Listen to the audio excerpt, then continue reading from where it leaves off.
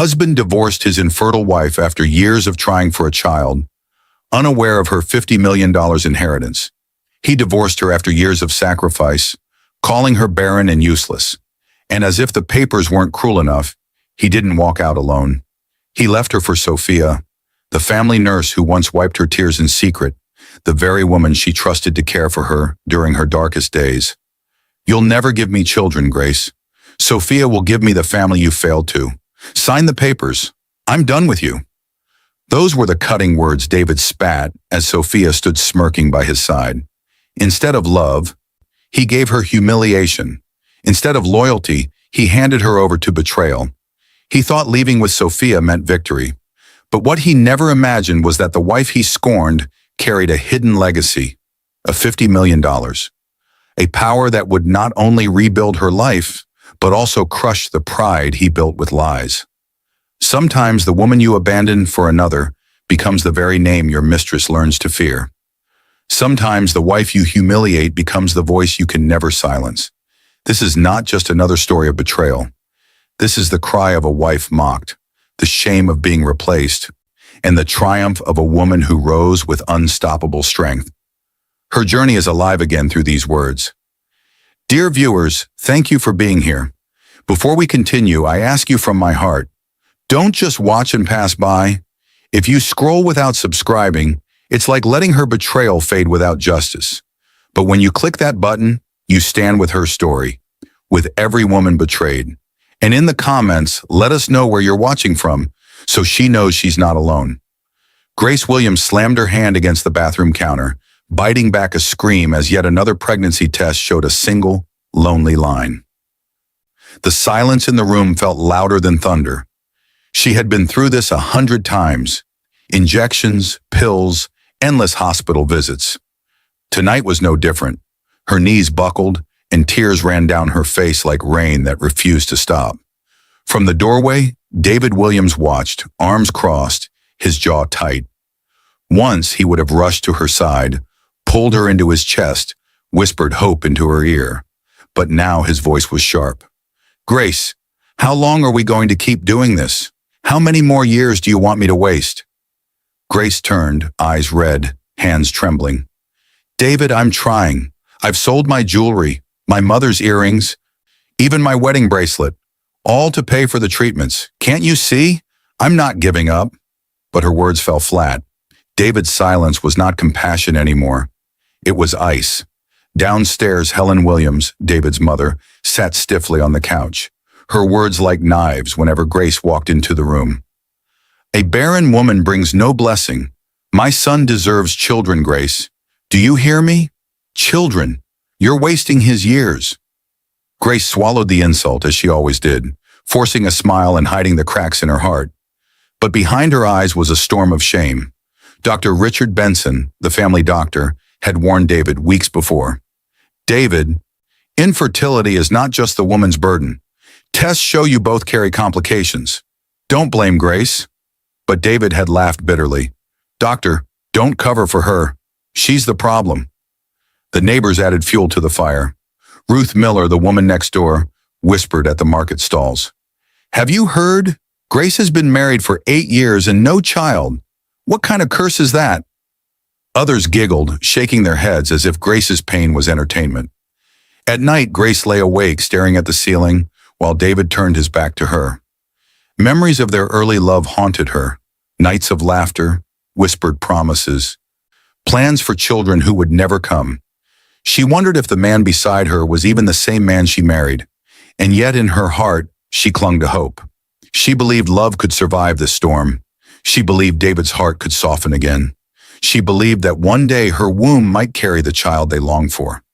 But beneath her hope was a growing fear, a fear that David was slipping away, that Helen's words were poisoning his heart, and that whispers outside were becoming louder than the vows they once spoke.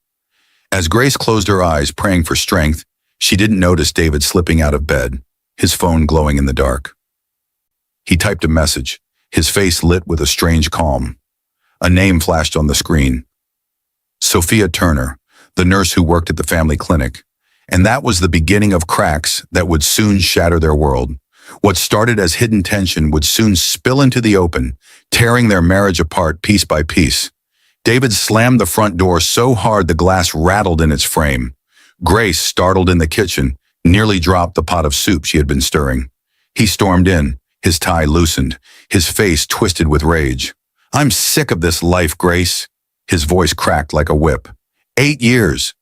8 wasted years and nothing to show for it. Not a son, not a daughter, nothing. The words pierced Grace's chest like arrows. She tried to steady her voice. "David, please, don't speak like that. We're in this together. I'm not giving up." But he cut her off with a sneer. "You're not giving up? You should have given up on me years ago. I'm tired of coming home to silence. I'm tired of pretending this house isn't cursed." Grace's hands trembled, the ladle slipping into the soup. She wanted to scream back, to fight for her place, but her heart collapsed under the weight of his bitterness. Later that evening, David sat on the porch steps, shoulders heavy. His phone buzzed with a message. It was Sophia Turner, the family nurse. Sophia was 28, gentle-faced, always ready with soft words. She had been present during Grace's fertility treatments, holding her hand when injections brought tears. To Grace, she was comfort. But to David, she was becoming something more. "David, are you okay? You look tired at the clinic today," Sophia's message read. Her concern slid into his heart like warm honey. He typed back quickly. "I just feel trapped. I don't know how much longer I can live like this." Sophia's replies came swiftly. "You deserve happiness. You deserve a family. Don't let anyone steal that from you." David's lips curved into a smile, the kind Grace hadn't seen in months. He didn't notice how dangerous those words really were. Meanwhile, across town, Sophia sat with Lydia Scott, her closest friend. Lydia was bold, greedy, and sharp-tongued, always pushing Sophia toward wealth and status. "You'd be a fool not to take this chance," Lydia said, sipping her wine. "David's rich. He's desperate for a family. And you? You can give him the comfort his barren wife never could. Don't waste time being a nurse when you could be a wife." Sophia's eyes flickered with doubt. "But Grace trusts me. I've been in her home. She calls me a sister." Lydia laughed coldly. "Sister? Please, she's nothing but a stepping stone. Don't be soft. This is your chance to rise." Sophia's fingers tightened on her glass. The thought of wealth, of being admired as the woman who gave David what Grace could not, settled in her chest like fire. Back at the Williams home, Grace sat silently on the bed, staring at her wedding photo. David lay beside her, his back turned. The distance between them felt like a canyon no bridge could cross. She whispered into the dark, "God, please don't let me lose him." But David wasn't listening. His phone lit up again with Sophia's name, and his heart raced in ways it hadn't in years.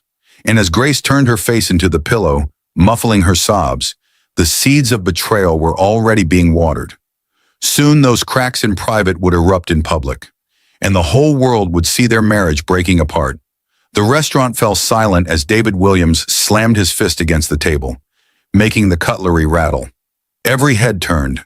Grace froze, her spoon halfway to her lips, her cheeks burning as David's voice cut through the evening air.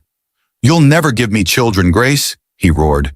8 years, 8 years of waiting, and nothing. You've ruined my life." Gasps echoed across the room. A waiter dropped a tray of glasses. Grace's hands shook, the soup spilling back into her bowl. She wanted to disappear, to crawl into the floor and vanish. Helen Williams, her mother-in-law, leaned back smugly in her chair, her words dripping with venom. "He speaks the truth, Grace. My son deserves a family. A woman who cannot give life brings shame. You should free him before it's too late." The whispers grew louder among the diners. Ruth Miller, their neighbor, sat at the next table with her friends. She smirked, whispering loud enough for Grace to hear. "Poor thing. 8 years married and not a single child. What kind of wife is that?" Her friends chuckled, the sound like daggers piercing Grace's soul. Grace's vision blurred with tears. She reached for David's hand, desperate, trembling. "David, please. Not here. Don't humiliate me in front of everyone. We can talk at home." But David pulled his hand away as if her touch burned him. His face twisted with cruel satisfaction. Why hide it, Grace? Everyone already knows. You're barren. You're useless. You're nothing. A flashbulb burst from the corner. A young woman stood there with a camera, notebook in hand. Naomi Brooks, an ambitious journalist from the city paper, smelled scandal like wolves smell blood. She scribbled furiously, her eyes gleaming. The very next morning, her article appeared in bold letters. Barren wife humiliated by husband in public outburst. It spread like wildfire. In the marketplace, women shook their heads in pity. Men whispered about David's strength to speak out. Ruth Miller waved the paper with glee, telling anyone who would listen, "I told you that marriage was cursed." At home, Grace sat at the edge of her bed. The newspaper crumpled in her lap. Her hands trembled as she read the words over and over. Each line cut her deeper than the last. Her reflection in the mirror looked like a stranger, eyes swollen from weeping, lips pale, spirit crushed. She had given her all to love this man. She had sacrificed jewelry, comfort, health, and dignity to save their dream of children. Yet here she was, branded barren, mocked in the streets, abandoned in public. She whispered into the silence, "God, why am I being punished? Am I not enough as I am?" Downstairs, David poured himself a drink, his jaw tight. Sophia's name glowed on his phone screen. She had read the article too, and her message was clear. "Don't worry. I'll give you the family you deserve." David's lips curled into a cruel smile, and as Grace lay curled on her bed, clutching the shredded article to her chest, the storm of betrayal had only just begun. Very soon, David would no longer hide Sophia. The betrayal was about to step out into the open for the whole world to see. The ballroom erupted in applause as David Williams strode in, his arm wrapped proudly around Sophia Turner. The chandeliers glistened above, but for Grace it was as if the light had died.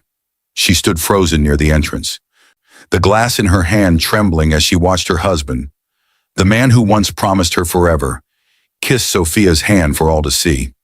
Whispers rippled through the crowd. Ruth Miller, their sharp-tongued neighbor, gasped with exaggerated delight. "Look at that! He doesn't even hide it anymore. Poor Grace, replaced by her own nurse." Her words traveled fast, echoing like poison across the room. Grace's knees buckled, her heart pounding. She clutched the table to keep herself from falling. Every eye seemed fixed on her, not in sympathy, but in mockery. Patrick Cole, David's longtime business partner, slapped him on the back with a laugh. "Now that's a real man, standing with a woman who can give him what he needs. No more wasting time." David grinned, lifting his glass high. "To new beginnings," he declared. Sophia leaned against him, her smile coy, her eyes glinting with victory.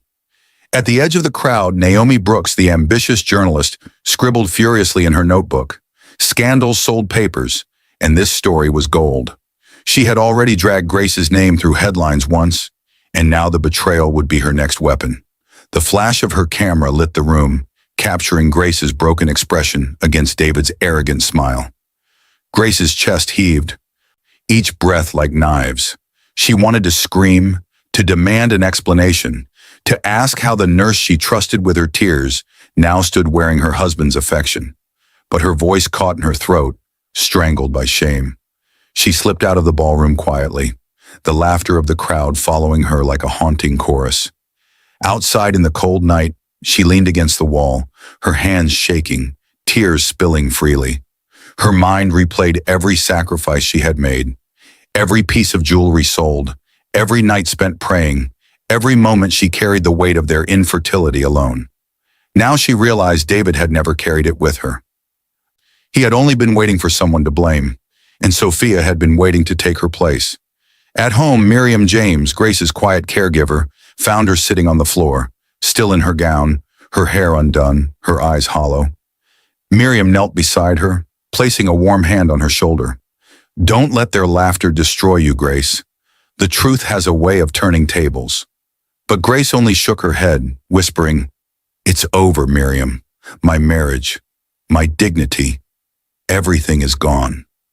Back at the ballroom, David and Sophia danced, their movements smooth and deliberate. Patrick raised his glass again. "Soon enough, David, you'll be rid of her. Divorce will seal it all." Naomi smirked, snapping another photo. "And the papers will eat it up." David laughed, holding Sophia close. Let them talk. Tomorrow the world will know she's finished.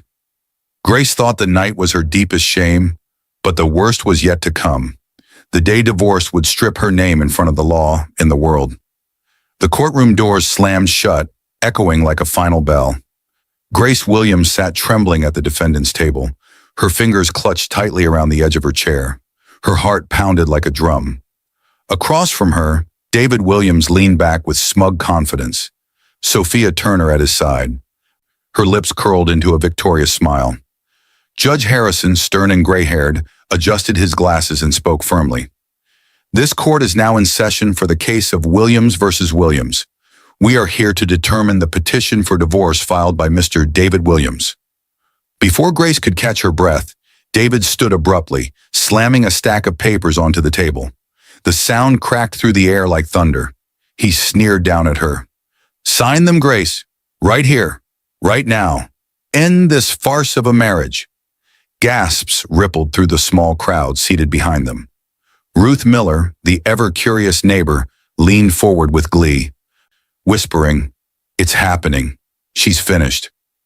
Helen Williams, David's mother, raised her chin proudly, her voice sharp enough to cut glass. My son deserves freedom from this curse. Today he will finally be free. Grace's lips parted, but no words came.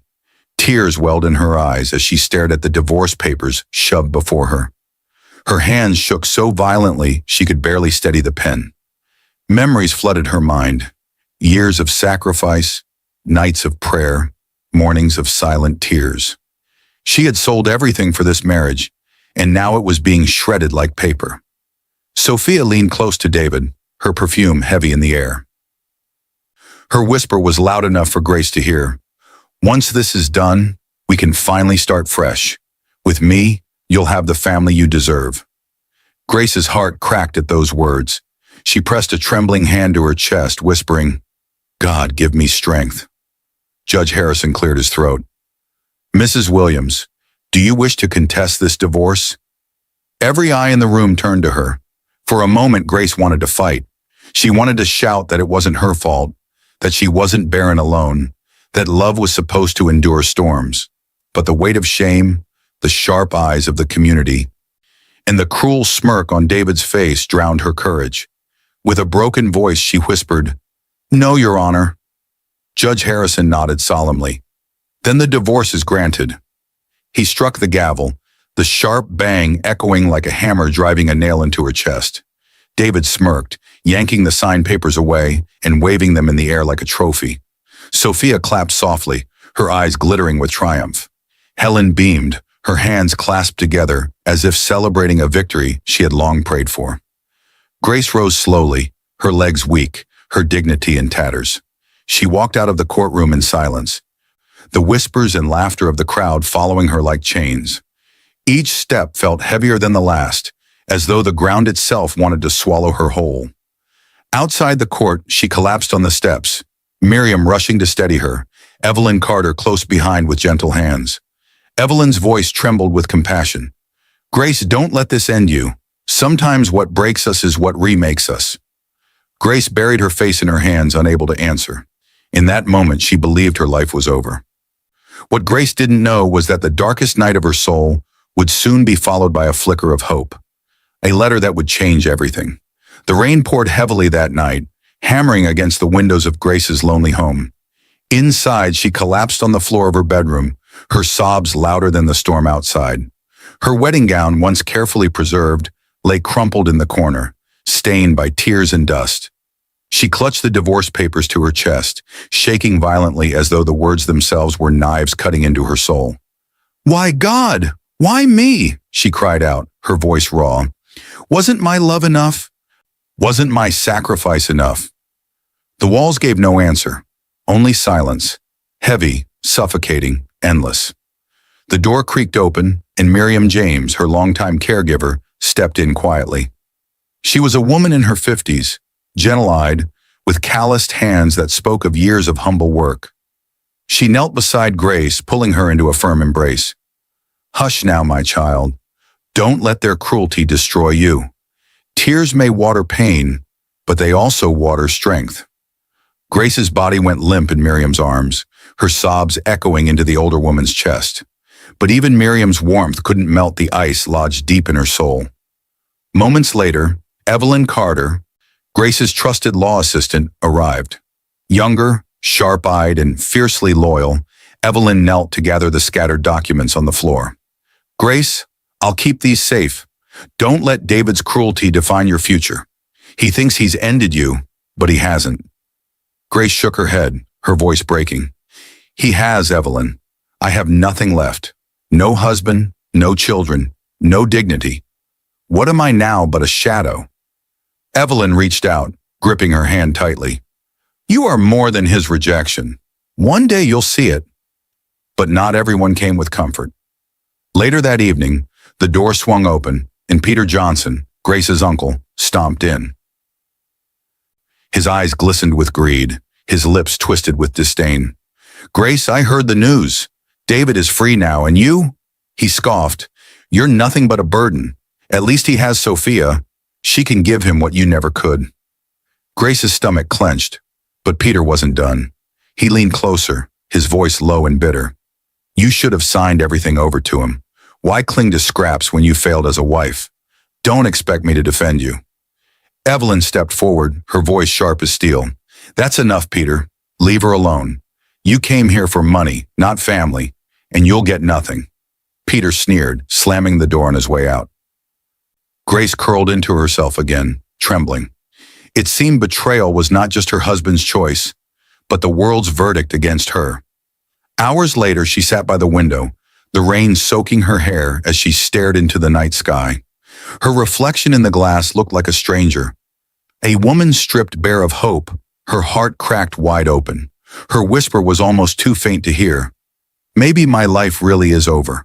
But far away, hidden in the quiet of a lawyer's office, an envelope with Grace's name waited. A letter sealed years ago by her estranged Uncle Jonathan Reed. The key to a fortune that would change her life forever. Out of this night of despair, a flicker of hope was about to rise, in the form of a letter she never expected to read. The pounding on the door jolted Grace from a restless sleep.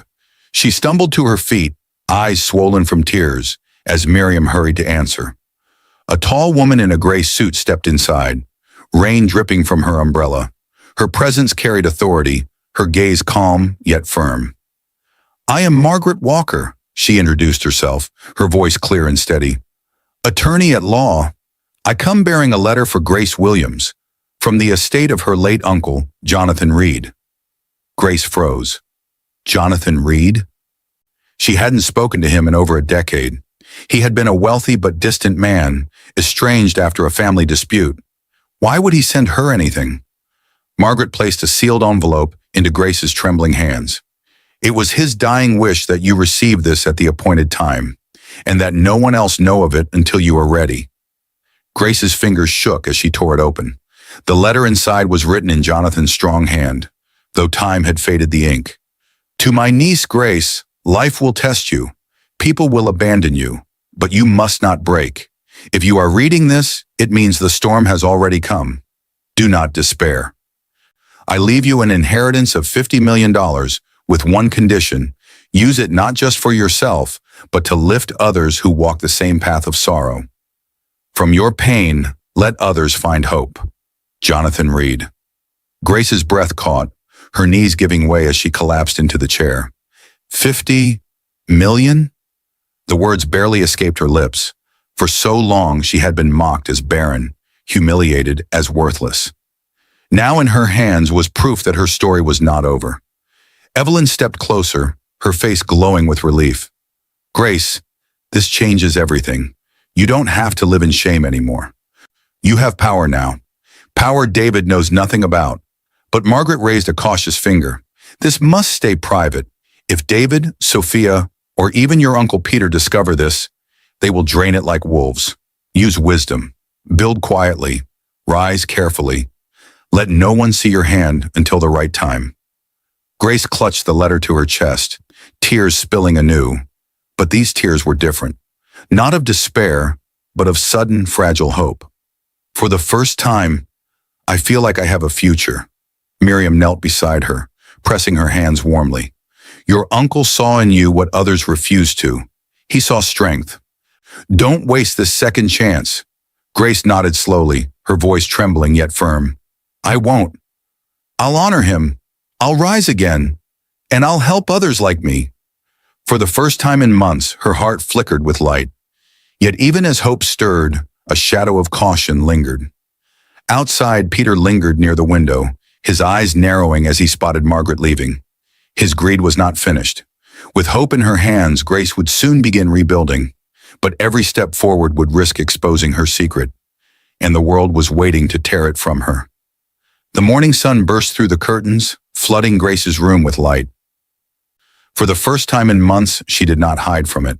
She rose from her bed with fierce resolve, her hands clutching Jonathan Reed's letter. No more tears, she whispered to herself. Today, I begin again. In the kitchen, Miriam nearly dropped a plate when Grace walked in with steady steps. Gone was the broken woman who had sobbed herself to sleep. Miriam's eyes glistened with joy. Child, look at you. There's fire in your eyes again. Grace smiled faintly. Uncle Jonathan believed in me. I won't waste his gift. If the world calls me barren, then I will turn my barrenness into blessing. I will build a foundation for women like me, for every wife who was mocked, every mother who was denied. Miriam clasped her hands together, whispering a prayer of thanks. That afternoon, Grace met with Dr. Richard Benson, the family doctor who had always defended her. He looked at her with surprise as she entered his office, no longer hunched and broken, but upright and radiant. Grace, he said warmly, you look different. She nodded. Because I've decided I can't keep living as a victim. Doctor, you told me once that infertility is not a woman's fault alone. You were right. And I want to use my voice to remind other women of that truth. Dr. Benson's eyes softened. The world has been cruel to you, Grace, but if anyone can turn pain into hope, it's you. I'll help however I can. Medically, practically, whatever you need. From there, Grace moved quietly, carefully.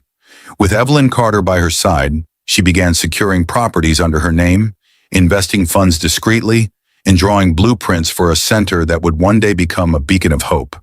Evelyn was meticulous, shielding every document with ironclad protection.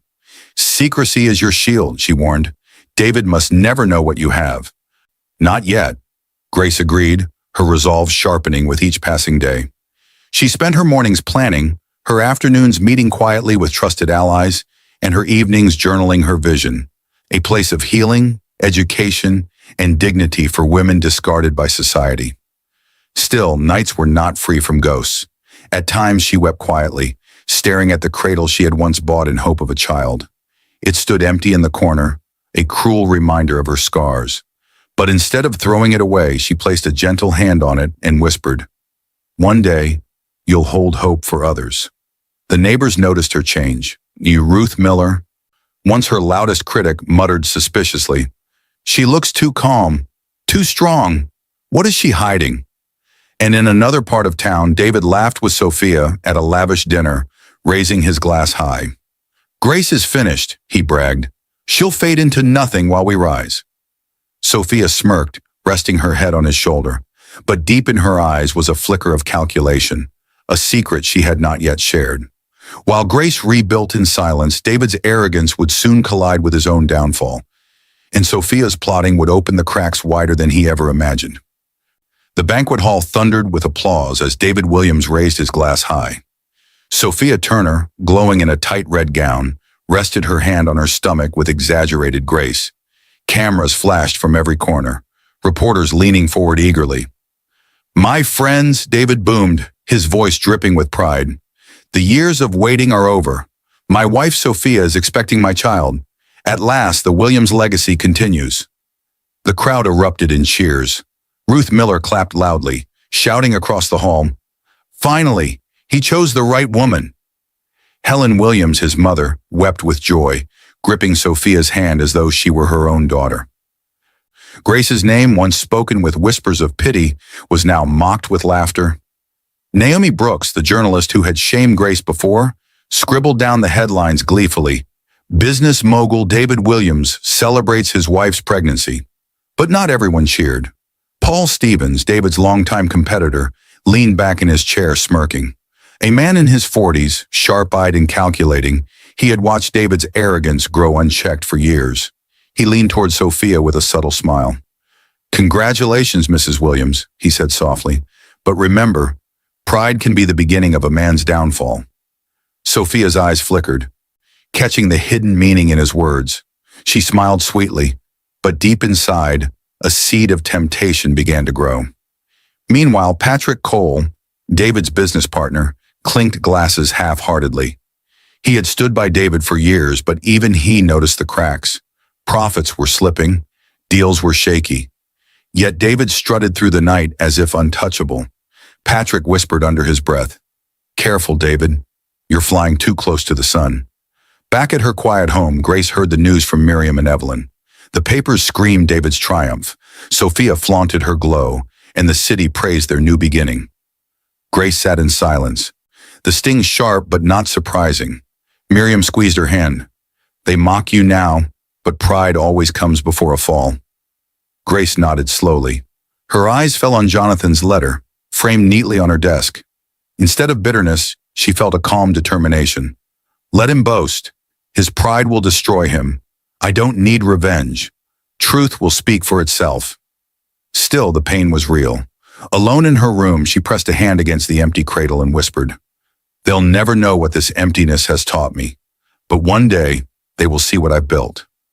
Back at the banquet, David stood before the cameras, Sophia clinging to his arm like a prize.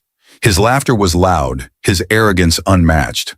But across the hall, Paul Stevens watched with hawk-like eyes. Later that night, he pulled Sophia aside, his voice low. "David is drunk with pride," Paul said smoothly. "But pride doesn't pay bills. His contracts are weak. His empire is crumbling. And you, Sophia, you could have more than he can ever give." Sophia's lips parted, her pulse quickening. Lydia Scott, her greedy friend, had whispered similar words days ago. "Don't tie yourself down to one man. Wealth is bigger than love." Sophia glanced back at David, laughing with glass in hand. Blind to the trap forming around him, a sly smile crept across her face. Soon Sophia's loyalty would waver, and betrayal would no longer be Grace's alone. It would come for David too. Sophia Turner leaned across the polished mahogany table, her voice low and sharp. "So you're telling me David's contracts are already collapsing?" Paul Stevens, the ruthless business competitor, smiled thinly, tapping his fingers against his glass. "Not just collapsing, they're mine now. His pride blinded him. I've pulled 2 major clients already. Soon his empire will bleed." Sophia's eyes gleamed. For months she had been paraded as David's prize, the new wife who promised him heirs.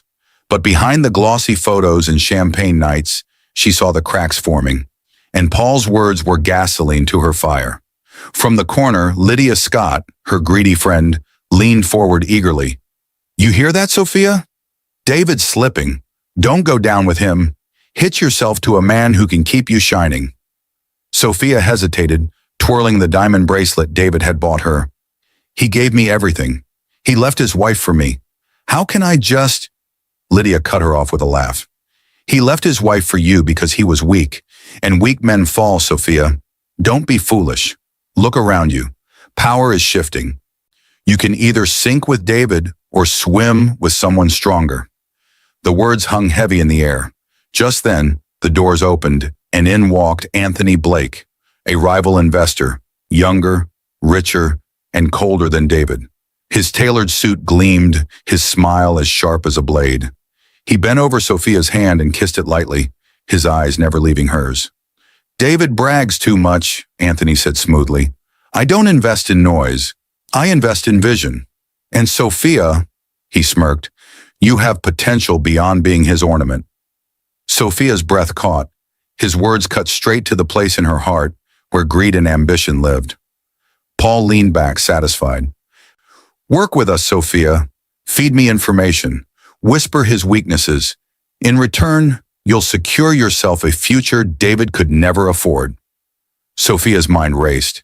She remembered her past. Long nights as a nurse, scrubbing floors, changing sheets, envying the women who walked out of the hospital draped in wealth and perfume. She had sworn she would never be small again. David had been her escape. But now, maybe he was just a step. She looked at Lydia, who nodded eagerly. She looked at Anthony, whose eyes sparkled with promise.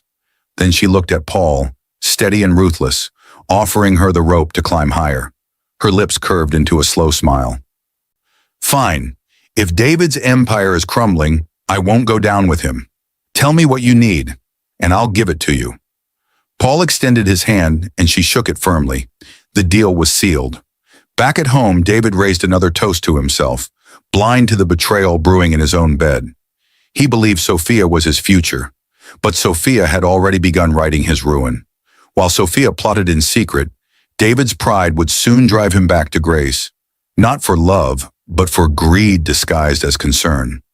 The sharp knock on the door made Grace flinch. Miriam rushed to answer, but froze when she saw the figure standing outside. David Williams, her former husband, the man who had humiliated her in court, who had paraded Sophia as his prize. Now here he was, standing with a forced smile, holding a bouquet of flowers that looked more like props than an offering of love. Grace stepped into the hallway, her heart thudding. Evelyn Carter moved quietly to her side, her presence steady as a shield. David spread his arms, his voice unusually soft. Grace, it's been too long. I just wanted to check on you. How are you holding up? His words dripped with false concern. Grace's eyes narrowed. Why are you here, David? You made it clear I was nothing to you. He sighed dramatically, lowering the flowers onto the table. Grace, don't be so harsh. I know things ended badly, but I can't forget the years we spent together. I needed to see if you're coping. I worry about you sometimes. Evelyn stepped forward, her tone sharp. Mr. Williams, you didn't worry when you dragged her name through court. Why now? David ignored her, turning his eyes back to Grace. You know me better than anyone. I'm under pressure these days. Business is hard. People I trusted are slipping away. But you, he leaned closer, lowering his voice. You always manage the home, the bills, the accounts. Tell me, how are you managing now? Do you have enough to survive? Grace's chest tightened. She recognized the trap in his words. This was not love. It was greed, hidden beneath a mask of care. She steadied her voice, calm but distant. I manage. You don't need to concern yourself with my survival. That's no longer your place. David's eyes flickered with frustration. He forced another smile. Grace, I'm just saying, if you ever needed to lean on someone, I'd still be there. I know I hurt you, but I still want to be part of your life. Grace's lips trembled, but not with longing, with anger. No, David, you don't want to be part of my life. You want to know if I've fallen low enough for you to feel powerful again, but you'll get nothing from me. Evelyn's hand touched Grace's shoulder, a silent reminder. Don't reveal the inheritance. David's face hardened. He picked up the flowers, crushed them in his hand, and dropped them on the floor. You'll regret treating me this way, Grace. You think you're strong, but this world is cruel. Don't be surprised if it swallows you whole. He stormed out, slamming the door behind him. Grace leaned against the wall, her chest heaving, but her voice calm. He doesn't know, and he never will. Evelyn nodded, her eyes sharp. Keep your silence. Grace, the less he knows, the stronger you are. Yet even as she spoke, far across town, Naomi Brooks flipped through David's financial records with Cynthia, her eager intern, and what they found would soon shake the city. The mask was about to fall. David's corruption would no longer stay hidden. Stacks of papers scattered across the newsroom table as Naomi Brooks slammed her hand down. This doesn't add up, she snapped, frustration flashing in her eyes. She was known for chasing scandal, the journalist who had once written, "Barren wife humiliated by husband." That headline had made her name. But now, as she looked at David Williams's financial reports, something darker glared back. Beside her sat Cynthia Moore, her young intern, barely 22 but relentless, her glasses slipping down her nose as she pored over bank statements. Look here, Naomi, Cynthia said, pointing to a highlighted line. David transferred company funds into Sophia Turner's personal account. Not once, but 5 times. He's bleeding his own empire to keep her comfortable. Naomi's eyes narrowed. And the investors? Cynthia flipped another file. Paul Stevens has already filed claims. Contracts are collapsing. David is drowning, and he's hiding it. Naomi leaned back, stunned. For years she had chased stories that painted women like Grace as weak and pitiful. But now the truth hit her. David wasn't a hero freeing himself from a barren wife. He was a fraud, using arrogance to cover his collapse. Just then, Evelyn Carter walked into the small office, a folder in her hand. She spoke softly, her eyes steady. Grace asked me to give you this. No names, no connections, just evidence. She placed the folder on the desk and left without another word. Naomi hesitated, then opened it. Inside were copies of bank statements, contracts, and even private letters from business partners, all pointing to David's deceit. Her throat tightened. She knew. Grace knew, but she stayed silent. Cynthia leaned closer, whispering, Maybe it's time you stop mocking her, Naomi. Maybe it's time you tell her side of the story. Naomi's fingers trembled as she picked up her pen.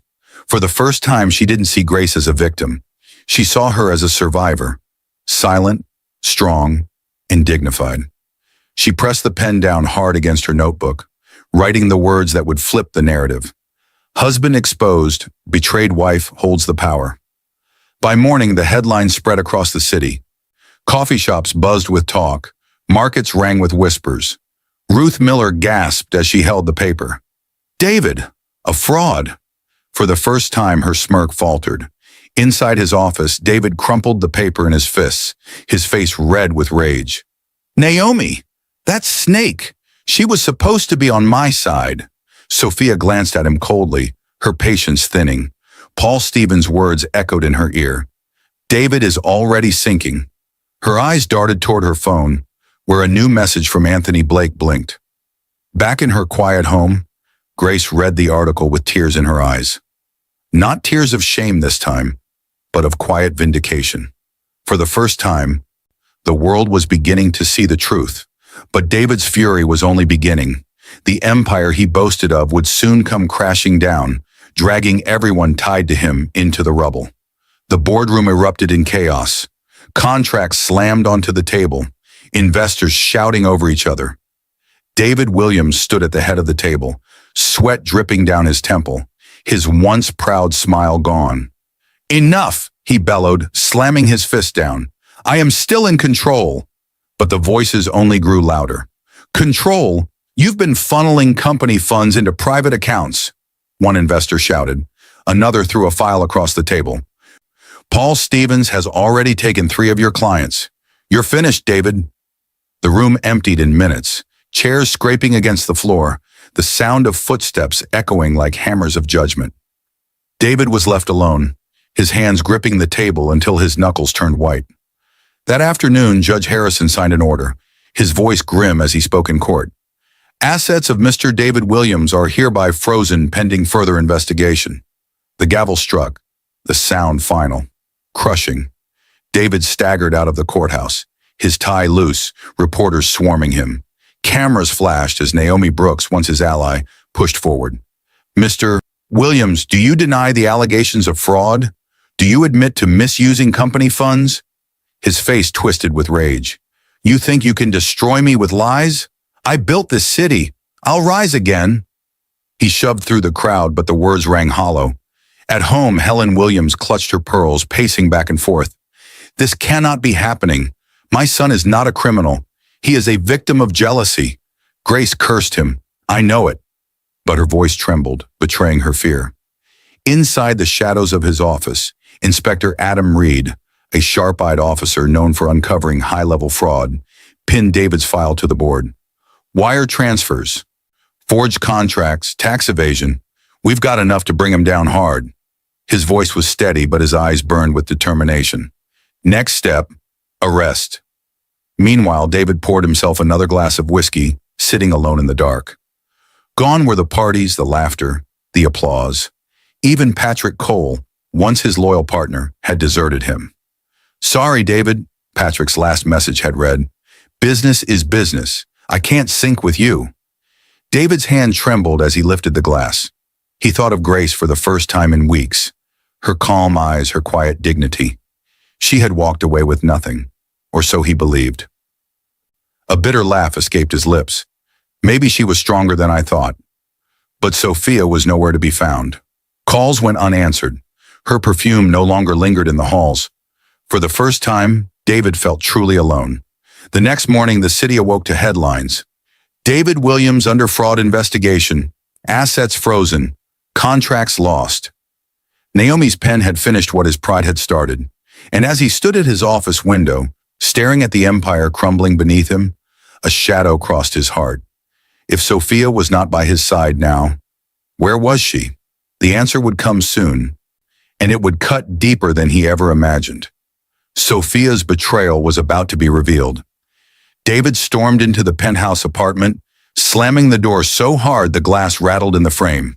"Sophia!" he shouted, his voice hoarse from whiskey and sleepless nights. "Where are you?" But the rooms were empty. The wardrobe stood half open, hangers bare. Jewelry boxes were gone, drawers emptied. His chest tightened as he staggered toward the vanity table. The perfume bottles, the silk scarves, the little reminders of Sophia, all gone. On the bed lay a single note in her elegant handwriting.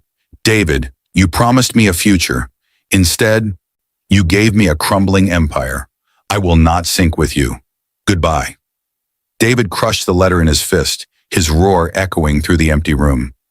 Meanwhile, across the city, Sophia was already stepping out of a sleek black car. At her side was Anthony Blake, the wealthy rival investor whose fortune dwarfed David's. His arm wrapped firmly around her waist, his lips brushing her ear. "You chose well," he whispered. "David was a fool. Stay with me, and you'll never taste failure again." On the red-carpeted steps of a gala, cameras flashed wildly as Sophia clung to Anthony, her face glowing with triumph. Reporters gasped, scribbling headlines. "Former nurse turned socialite queen." But not everyone applauded. Gloria Harris, a sharp-tongued socialite known for her biting remarks, smirked as she sipped champagne nearby. "Look at her. She thinks wealth makes her untouchable. Give it time. Men like Anthony don't keep ornaments. They replace them." The words stung, but Sophia ignored them, raising her chin higher. She had climbed too far to care. Back in her quiet home, Grace heard whispers of Sophia's betrayal through Ruth Miller, the neighbor who had once mocked her endlessly. Ruth's voice carried a strange mix of shock and awe. "I never thought I'd see the day. David abandoned you for her, and now she's abandoned him. Maybe you were the stronger one all along, Grace." Grace didn't gloat. She didn't smile. She simply pressed her hand against the cradle in the corner, whispering softly, "The same cradle they mocked me for. One day, it will stand for hope." Her quiet dignity spoke louder than any revenge. But David's world was unraveling. Alone in his empty penthouse, he clutched a bottle, staring out over the city skyline. His phone buzzed with notifications, headlines mocking him, creditors demanding payment. Sophia and Anthony splashed across every magazine cover. He sank to his knees, whispering, "Sophia, how could you?" Across town, Sophia's triumph was already fading. Anthony, cold and calculating, excused himself halfway through the gala. He didn't even glance back. Lydia Scott, her so-called friend, slipped away too, chasing another wealthy prospect. Suddenly, Sophia stood alone in the glittering hall, the laughter around her sounding cruel. And from the shadows, Gloria Harris's voice rang out again, sharper this time. "You thought you won, dear. But in this world, gold doesn't make you loved. It only makes you disposable." Sophia's smile faltered, her chest tightening with dread. While Sophia tasted betrayal, David's final reckoning was drawing closer. And soon he would be forced to kneel before the very woman he once discarded. The courtyard of the New Dawn Foundation roared with applause as Grace Williams cut the ribbon, the crowd cheering for the woman who had turned her pain into power. Cameras flashed, banners waved, and women once mocked for being childless wept openly, seeing their dignity restored through her. Suddenly the noise broke. David Williams, once the city's proud mogul, stumbled through the crowd. His clothes were wrinkled, his face unshaven, his eyes hollow from nights of whiskey and shame. He dropped to his knees in front of Grace, his voice cracking like a man drowning. Grace, please, I've lost everything. Sophia betrayed me. My empire is gone. I have nothing left. But you've risen higher than ever. I was blind, cruel, arrogant. Take me back. Please, save me. Gasps spread through the crowd. Reporters shoved forward, microphones trembling in their hands. The man who once humiliated Grace in public was now crawling at her feet. Grace looked down at him, her face calm, her eyes blazing with strength.